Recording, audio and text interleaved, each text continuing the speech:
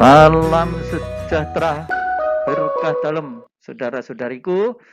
Selamat berjumpa lagi di Tuhanlah Pertolonganku channel. Ya, mohon bantuan ini ya untuk subscribe, share, and like. Karena dengan share, saudara-saudara telah berpartisipasi mewartakan sabda Tuhan, tidak hanya mendengarkan saja. Hari ini kita ingin membahas tema Hari Raya Kabar Sukacita. Apa sih alasannya ini untuk bersukacita? Saya akan membahas alasan bersukacita menurut kitab suci, menurut bacaan-bacaan ini. Ya, jangan kemana-mana, simak video berikut ini, kita akan menjadi tahu alasan kita untuk bersukacita. Nah, tadi dibaca dulu ya nanti ya, saudara-saudariku, Yesaya 7:10 sampai 14 dan 8:10. Saya hanya mengutip salah satu ayat yang menarik ini. Sebab itu Tuhan sendirilah yang akan memberikan kepadamu suatu pertanda. Sesungguhnya seorang perempuan muda akan mengandung dan akan melahirkan seorang anak laki-laki, dan ia akan menamakan dia Immanuel. Ini loh alasan untuk bersukacita, seorang perempuan muda mengandung dan melahirkan seorang anak laki-laki. Ini sebuah kebahagiaan kan bagi seorang ibu. Dia masih muda, mempunyai seorang anak laki-laki. Ini menjadi salah satu alasan sukacita ya, secara manusiawi seperti itu. Tetapi ini ada yang lebih dari sekedar alasan manusiawi.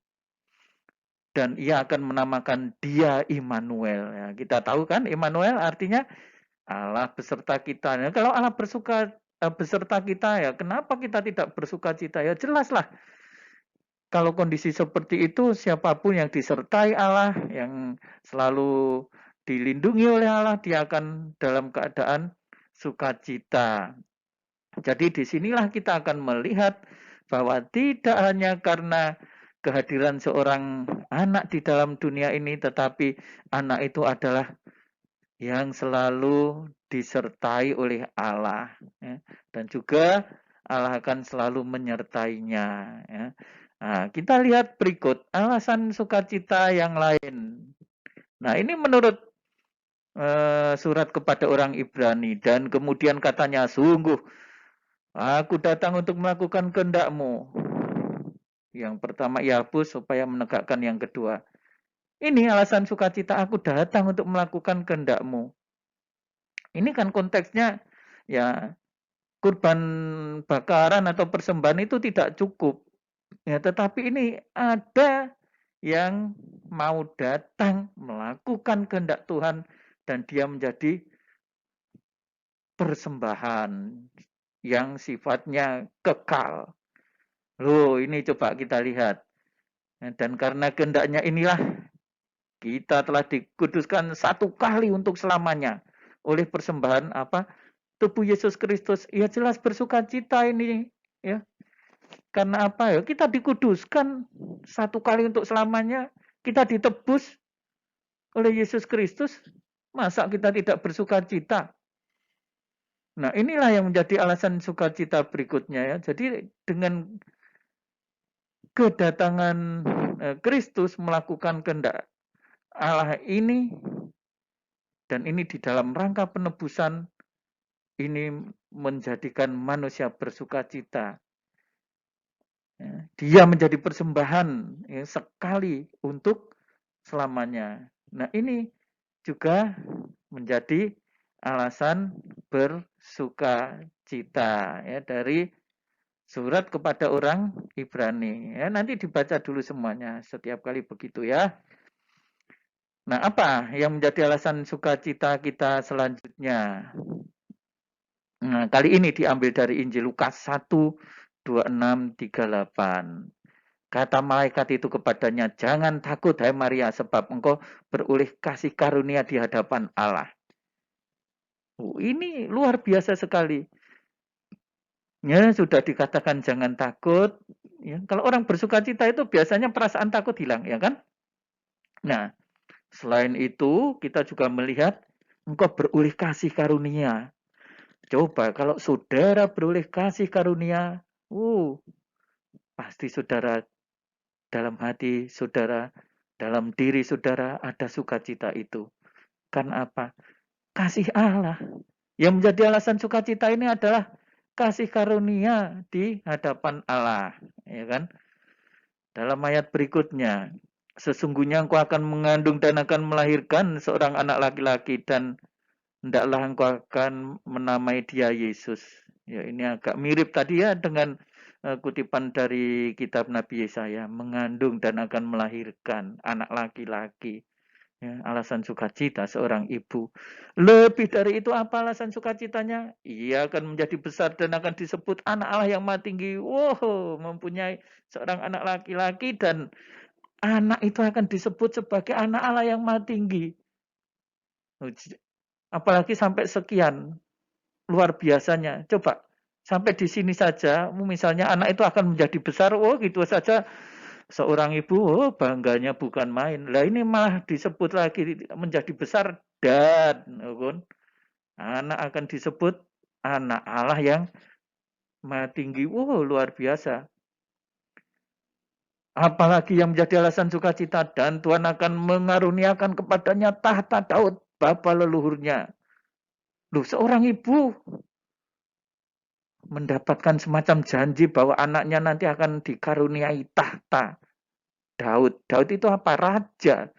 Nah ini berarti akan dikaruniai tahta kerajaan. Berarti anak ini akan menjadi pangeran. Luar biasa kan. Bagaimana dengan kondisi seperti itu tidak bersukacita? Dan kita lihat lagi, dan ia akan menjadi raja. Nah benar juga kan. Tadi menjadi pangeran dan sekarang menjadi raja. Sampai kapan? Nah, kalau raja duniawi itu selesai dengan kurun waktu tertentu. Ini raja atas keturunan Yakub sampai selama-lamanya. Sampai selama-lamanya. Dan lebih lagi kerajaannya tidak akan berkesudahan. Mana ada kerajaan dunia ini sehebat-hebatnya kerajaan itu tidak akan berkesudahan, tidak akan runtuh. Wah, luar biasa. Benar ini alasan untuk bersukacita kalau seperti ini. Roh Kudus akan turun atasmu dan kuasa Allah yang maha tinggi akan menaungi engkau ya. Karena ini Bunda Maria, bagaimana mungkin akan terjadi ini kan dari ayat 33 kita lompat ke 35. Ya, alasannya ternyata Bunda Maria menjadi bersukacita karena Roh Kudus akan turun atasmu dan kuasa Allah yang maha tinggi akan menaungi engkau. Lagi-lagi kuasa Allah yang maha tinggi yang menjadi andalan. Gimana enggak bersukacita? Ini tumpuan sukacita yang begitu banyak itu. Ya. Sebab itu anak yang akan kau lahirkan akan disebut kudus anak Allah. Luar biasa. Tadi anaknya pangeran, ya kan? Anaknya menjadi raja. Kerajaannya selama-lamanya. Bukan raja yang ecek-ecek ini. Ini anaknya ini menjadi raja yang luar biasa. Karena raja ini, anak ini akan disebut kudus. Anak Allah. Loh, raja mana di dunia ini? Yang benar-benar kekudusannya sempurna. Dan dia adalah anak Allah. Hanya satu. Yesus. Yang tadi disebut anak itu akan dinamai dengan Yesus. Luar biasa ya alasan sukacitanya ini. Nah ini alasan sukacita yang lain. Ada tambah-tambahan sukacita. Itu saja sudah sudah luar biasa sukacitanya. Ini masih ditambah lagi. Sukacita dari saudaranya. Sesungguhnya Elizabeth, anakmu itu ia pun sedang mengandung seorang anak laki-laki pada hari tuanya. Gimana enggak bersukacita? Saudaranya yang sebelumnya itu sudah disebut mandul. Sekarang mengandung. Ya, saudaranya bersukacita, ikut bersukacita. Jangan sampai nanti saudaranya ada kabar gembira kok malah saya sedih. Tapi kalau saudaranya itu sedih, saya gembira. Waduh, orang-orang yang seperti itu. Tetangganya itu sedih, saya gembira. Kalau tetangganya itu gembira, saya menjadi sedih. Ini orang apa ini? Tidak cukup ini orang seperti ini untuk menikmati kabar sukacita seperti ini. Makanya loh, ayo toh. Lihat ini. Apa yang terjadi pada Bunda Maria menurut Injil Lukas ini. Kabar dari malaikat itu luar biasa ini. Ya kan? Sebab bagi Allah tidak ada yang mustahil. Tidak ada yang mustahil, saudara-saudari. Tadinya sudah disebut mandul, ya ternyata mengandung, melahirkan seorang anak laki-laki. Luar biasa. Allah yang kita imani ini bukan Allah ecek-ecek. Allah yang kita imani ini bukan Allah sembarangan, tetapi Allah yang selalu mencurahi kita dengan sukacita, sukacita, dan sukacita. Ya, meskipun kadang-kadang kita sendiri yang tidak merasakan. Bukan Allah tidak mencurahkan sukacita itu, tetapi kita sendiri yang tidak merasakan. Ya, ini sebenarnya salah kita sendiri. Malah mencurahi sukacita, kita mencari hal-hal yang sebaliknya kok. Ya, bagaimana akan mendapatkan sukacita? Nah, saudara, saudariku yang kukasihi, ini kemudian setelah ada kabar sukacita, ini kan kabar sukacita semua ini baru dikabari ini Bunda Maria ini oleh malaikat, ya kan?